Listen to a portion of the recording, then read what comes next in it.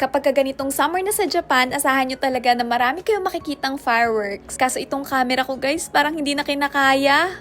Hi guys! Meron na naman tayong pupuntahan na fireworks festival dito sa Japan. Galing pa ako ng trabaho sa 7-Eleven ngayon. Alam nyo naman, hindi ako nakapagsuot ng kahit anong jewelry kapag nag-work ako doon. Pero syempre iba yung confidence na naibibigay ng mga alahas. Kaya minake sure ko talaga na makakauwi muna ako ng apartment bago makapunta ng fireworks para din makapag-ayos, makapagsuot ng Kira-Kira & Co na mga pieces. At para sa magtatanong, Starlight Round yung suot ko ngayon. Ito yung best seller ni Kira-Kira & Co. Kanina pagka-out ko sa 7-Eleven, marami ako nakasalubong ng mga kababayan. Siguro pupunta rin ng fireworks. Kasi galing Toyama Station, walking distance lang kung saan gaganapin yung fireworks. At kung makikita nyo guys, grabe, sobrang daming tao sa labas ngayon. Sa mga nakasalubong ko nung araw na to, nung galing ako ng part-time, pasensya na talaga kung nagmamadali ako. Gusto ko kasi umuwi muna para makapag-freshen up kahit papano. Alam nyo naman, iba talaga yung aura kapag ka nagtatrabaho at kapag ganitong gala. Naghintay lang ako saglit dito kay Jonathan kasi galing din siya ng work. Diba? Pareho pa kaming dalawang galing ng trabaho. Nakakatuwa lang kasi kahit meron kaming trabaho, since malapit lang yung fireworks, kaya naming puntahan ngayon. Ito rin yung advantage kapag sa Toyama City ka mismo nakatira. At sa mismo ang tapat ng station, meron pang kaganapan. Pero hindi na namin inalam kung ano to. Habang naglalakad, tignan nyo, padilim na ng padilim. Pero guys, yung suot natin na Kira-Kira & Co, tignan nyo naman kahit na sobrang dilim, ang liwaliwanag pa rin at sobrang kinang. Alam nyo ba guys, last year pumunta rin ako dito. Kaso that time, meron pang trabaho si Jonathan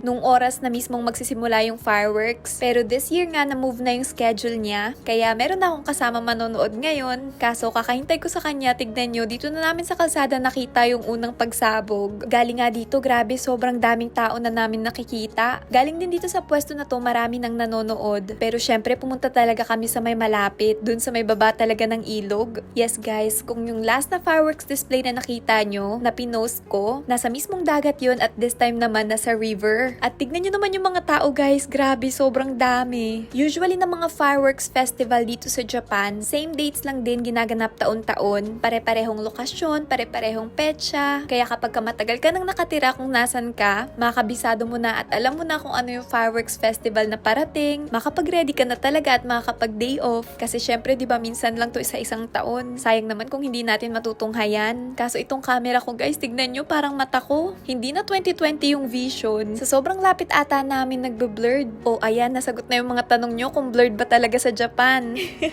Usually yung mga fireworks dito sa Japan ginaganap ng weekends, lalo dito sa Toyama mostly Saturday or Sunday. Kaya ang swerte ng mga merong day off nun, ang dami rin nakasuot ng yukata. Pero guys, namumroblema talaga ako sa camera ko niyan kung bakit ganito ka-blurred. At usually kasi kapag ganitong nagve-video ako, hindi ako nakatingin sa kung ano yung vini-video ko. Kaya na-realize ko na lang kung gaano ka-blurred netong ini-edit ko na. At na-realize ko rin na sobrang dami palang taong padaan-daan. Na parang nanonood ako ng pirated na movie, na yung mga dumadaan sa loob ng sinihan, kitang-kita. Si Jonathan nga nagtataka bakit sila padaan-daan at patuloy na naglalakad kung merong ganitong kagandang view. Bakit pa daw sila pumunta dito? Gigil na talaga siya guys. Hindi ko rin masisi kasi bakit nga naman lakad sila ng lakad. Nagtataka nga rin ako kasi alam ko yung mga Hapon, sobrang considerate tungkol sa ibang tao na hindi talaga sila maglalakad-lakad dyan kasi alam nilang maraming tao sa likod na nanonood. Pero ewan ko ngayon nawawala na ata yung pagiging Japanese nila. Itong fireworks dito sa Toyama City, maganda naman. Kaso guys, ang daming announcement at nagsasalita. Parang bawat pasabog, sinasabi kasi kung sino yung mga sponsors. Kaya hindi talaga matuloy-tuloy na talagang fireworks lang. Pwede kaya si Kira-Kira & Co mag-donate ng quitties para meron ding exposure dito sa event na to. Pero sa bagay guys, parang hindi na kailangan. Kasi grabe kayo. Araw-araw nyo pinapasabog yung inbox namin. Pero guys, arigato ne. At ayun, tama na muna sa daldal ko. This time, ipapakita ko na sa inyo yung finale ng fireworks dito sa Toyama City. Enjoy!